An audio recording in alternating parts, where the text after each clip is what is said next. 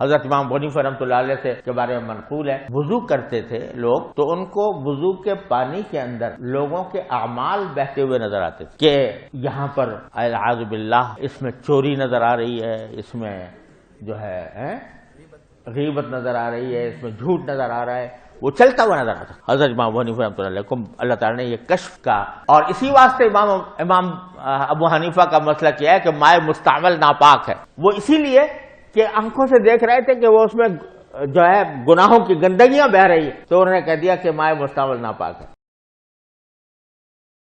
اگر تم نیکی کرتے ہو ظاہر کر کے یا پوشیدہ کر کے، او تعفو عن سوء، یا درگزر کرتے ہو کسی کی برائی سے، کسی کو معاف کر دیتے ہو، فَإِنَّ اللَّهَ كَانَ عَفُوًّا قَدِيرًا، تو دیکھو اللہ تعالیٰ بھی تو ڈھیل دینے والا ہے، قدرت والا ہے.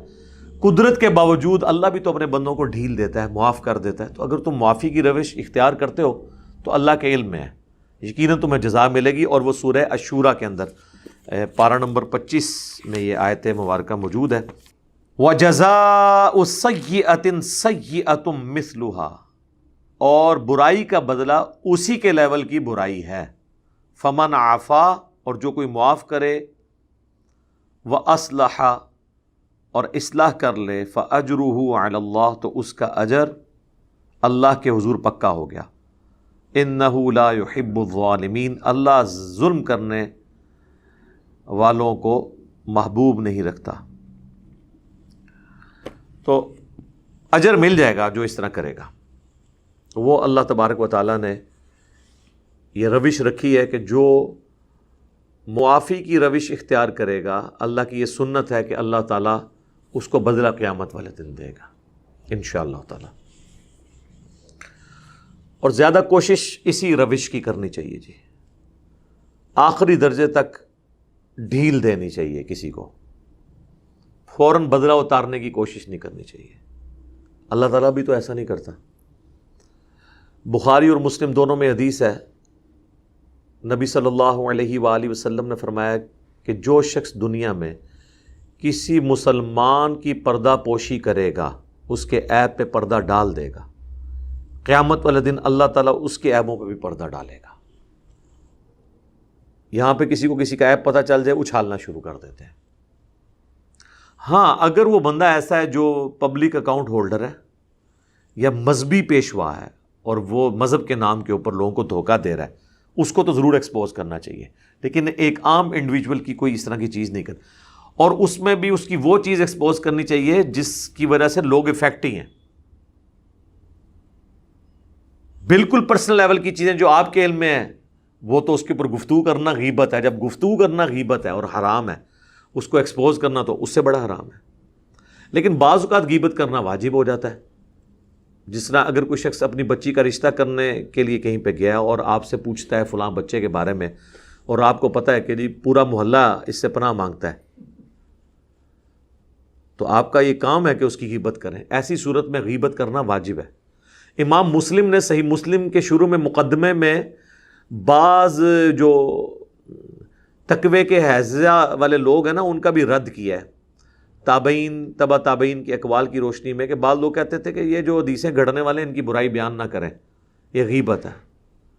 تو انہوں نے بتایا کہ علم حدیث میں اسماء و رجال کا علم تو ہے ہی سارا غیبت ہے، اور یہ وہ غیبت ہے جو کرنا واجب ہے، نہ کرنا حرام ہے.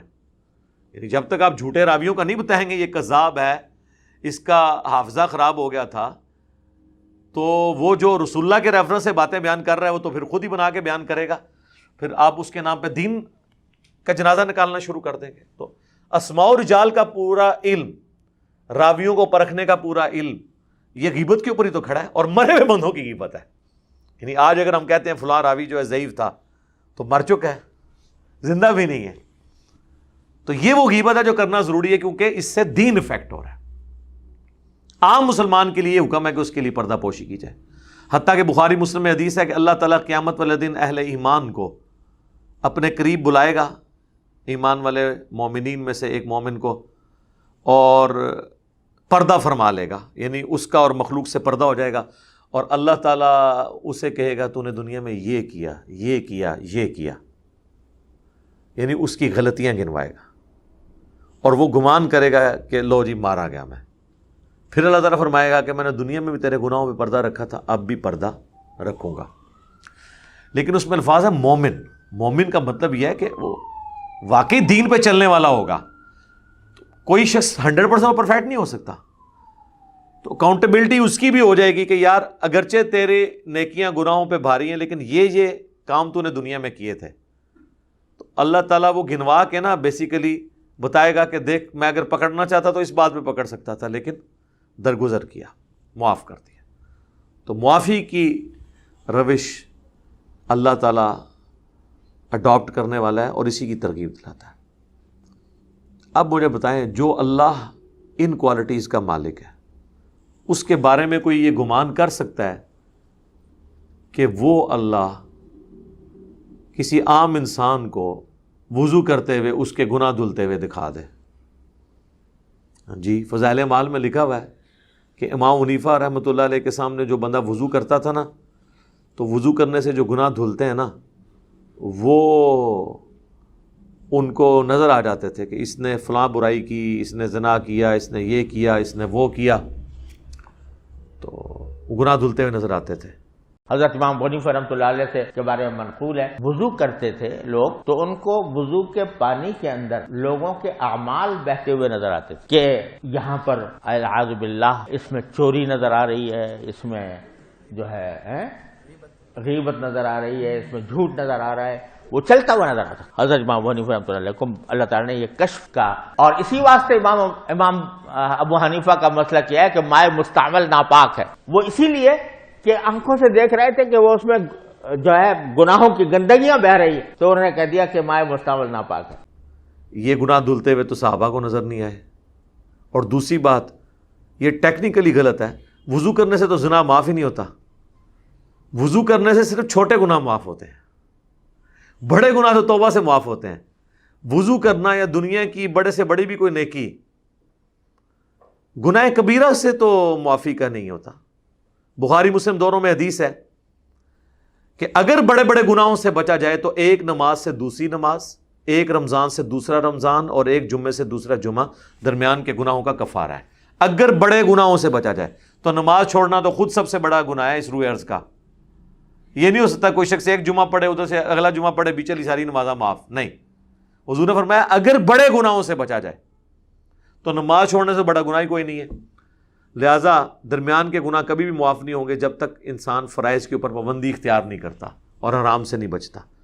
نیکیوں سے صرف چھوٹے گناہ معاف ہوتے ہیں۔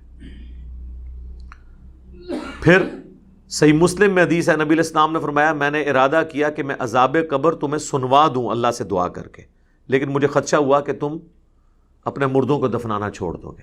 تو صحابہ کرام کو تو عذاب قبر دیکھنا تو دور کی بات سنوایا بھی نہیں گیا، تو بعد کے لوگ کہتے ہیں ہم قبروں کے حال بھی دیکھ لیتے ہیں۔ کہانیاں بخاری مسلم دونوں میں حدیث ہے، نبی علیہ السلام ایک جگہ سے گزرے اور پھر رک گئے۔ صحابہ نے کہا کیوں رکے؟ فرمایا ان دو قبر والوں کو عذاب ہو رہا ہے، ایک پیشاب کے چھینٹوں سے نہیں بچتا تھا، دوسرا چگلی کھاتا تھا۔ پھر حضور نے ایک ٹہنی توڑ کے اس کے دو ٹکڑے کر کے دونوں قبروں پہ لگائے اور فرمایا جب تک ہری رہیں گی ان کے عذاب میں تخفیف ہوگی۔ صحابہ کو نہیں عذاب قبر نظر آیا۔ بخاری مسلم دونوں میں حدیث ہے، حضور کا ایک مدعم نامی غلام تھا جو آپ کا سفر میں سواری کا کجاوا کستا تھا۔ خیبر کے موقع پر ایک نامعلوم تیر اسے لگا اور وہ شہید ہو گیا، اور بخاری مسلم کے الفاظ ہیں صحابہ نے کہا کہ اسے شہادت مبارک ہو۔ شہادت مبارک کس کو کہہ رہے تھے؟ صحابی وہ۔ آپ نے فرمایا تم اسے مبارکیں دے رہے ہو اور مجھے اللہ نے دکھایا ہے کہ اس نے صرف ایک چادر چوری کی تھی مال غنیمت کی، اور وہ آگ کی اس کو پہنا دی گئی ہے۔ تو صحابہ کو تو آگ کی چادر نظر نہیں آئی ہے، تو بابوں کو کدھر سے کشف اور یہ چیزیں نظر آ جاتی ہیں؟ پھر صحابہ کرام اپنے گھروں میں دوڑے، اگر کسی نے کوئی رسی بھی اٹھائی تھی نا یہ سمجھ کے کہ اس کا تو مال غنیمت میں کوئی ورث نہیں ہے، وہ بھی آ کے مال غنیمت میں جمع کروائی کہیں پکڑ نہ ہو جائے۔ تو صحابہ کرام کو تو یہ چیزیں نظر نہیں آتی تھی، اور ان کے بابوں کے دعوے سنے، وہ کہتے ہیں جی ہمیں قبر کے اندر بھی دیکھ لیتے ہیں سب کچھ، وہ جی اللہ دکھاتا ہے، جی اللہ دکھاتا ہے تو انو بخاندہ رہے، اللہ صحابہ نے نہیں بخایا، جو سب سے زیادہ حقدار تھے ان چیزوں کے دیکھنے کے، کیونکہ ان کے ذریعے دین آگے پھیلنا تھا۔ یہ غیبی خبریں ہیں۔ سورہ آل عمران کی آیت نمبر 179 ہے، ما کان اللہ لیطلعکم علی الغیب، اللہ کی یہ شان ہی نہیں کہ تمہیں غیب پر اطلاع دے، بلکہ وہ چن لیتا ہے اپنے رسولوں میں سے جسے چاہتا ہے۔ تمہارا کام ہے اللہ اور اس کے رسولوں پر ایمان لے کر آؤ۔ امتیوں کا کام ہے رسولوں کی غیبی خبروں پہ ایمان لانا، اور یہ لوگ یہ کلیم کرتے ہیں ہمارے بابے یہ دیکھ لیتے ہیں کہانیاں۔ فضائل اعمال میں تو یہاں تک لکھا ہے، حضور کی وفات کے آلموسٹ 650 سال بعد کا واقعہ ہے، کیونکہ شیخ قرطبی کا زمانہ وہی ہے۔ وہ کہتے ہیں جی ایک نوجوان تھا جسے کشف ہو جاتا تھا کون جنت میں ہے کون جہنم میں، تو وہ بزرگ کہتے ہیں کہ جی میں نے کہا شاید یہ ویسے ہی گپے مارتا ہے۔ اس نے چیخ ماری اور کہا کہ میری ماں کو جہنم میں لے کے جا رہے ہیں۔ تو کہتے ہیں میں نے یہ سنا ہوا تھا کہ جو 70,000 دفعہ کلمہ پڑھ کے کسی کو بخش دے تو اس کی مغفرت ہو جاتی ہے۔ تو ایک نصاب میں نے سنبھال کے رکھا ہوا تھا، ایک بنڈل آف 70,000 کلمہ شریف ٹی سی ایس کے لیے میں نے رکھا ہوا تھا، بس اس پہ ایڈریس لکھنا تھا، سٹیکر لگانا رہندا سی۔ میں فوراً سٹیکر لایا، یعنی میں نے دل میں اس کو اصال ثواب کر دیا، اور کہتے ہیں تھوڑی دیر بعد وہ خوش ہو گیا اور کہنے لگا کہ میری ماں کو بخش دیا گیا۔ تو بزرگ کہتے ہیں کہ اس واقعے سے مجھے 2 فائدے ہوئے۔ ایک تو مجھے یہ پتہ چلا کہ یہ حدیث ٹھیک ہے، یہ 70,000 دفعہ کلمہ کسی کو بخشنے سے چاہے انہیں کام چک کے رکھا ہوئے وہ مغفرت ہو جاتی ہے، ٹھیک ہے۔ اور دوسرا اس کے کشف کی بھی تصدیق ہو گئی کہ واقعی مطلب وہ ٹھیک بول رہا تھا پہلے۔ یار یہ کشف کی تصدیق تو تب ہوگی جب آپ بھی دیکھ رہے ہوں۔ جو مرضی کو بولتا رہے، اس کے دماغ میں بھی شیطان نے ایک وسوسہ ڈالا، اس کے دماغ میں بھی شیطان نے ایک وسوسہ ڈالا، کو انسائڈ کر گیا اور ایک سارے کا سارا معاملہ ہو گیا۔ تو کہانیاں بنائی ہوئی ہیں۔ ابھی یہ پچھلے دنوں اقرار الحسن صاحب نے ایک پروگرام کیا نا، اس میں وہ ایک سید بنا ہوا ہے اور وہ گرم کر کے نا وہ درانتی سی وہ اپنی زبان پہ رکھتا ہے، کہتا ہے اصلی سید کی نشانی ہے کہ وہ رکھتا ہے۔ وہ آپ تے گرم کر کے رکھ سکتا ہے، اسی گرم کر کے رکھی نا ہاں تو پھر کوئی سید نہیں بچنا۔ ٹھیک ہے، اندازہ کرو یار اس طریقے سے ہوتا ہے۔ اصلی سید تو ہے جو رسول اللہ کے ساتھ اٹیچ ہے نا۔ تو نبی علیہ السلام کے تو اپنے دانت 4 شہید ہو گئے، غزوہ احد میں، بخاری مسلم میں آتا ہے۔ اور سورۃ الاعراف میں آیا کہ اے نبی تم فرماؤ اگر میں غیب جان لیتا تو میں بہت سی بھلائیاں جمع کر لیتا اور مجھے کبھی کوئی تکلیف نہ پہنچتی، میں خیر کثیر سمیٹ لیتا۔ ظاہر ہے جس کو مستقبل کا پتہ چل جائے کہ میرے ساتھ یہ ہونے والا ہے وہ تو پہلے ہی پلان کر سکتا ہے۔ تو یہ خام خواہ انہوں نے چیزیں بنائی ہوئی ہیں۔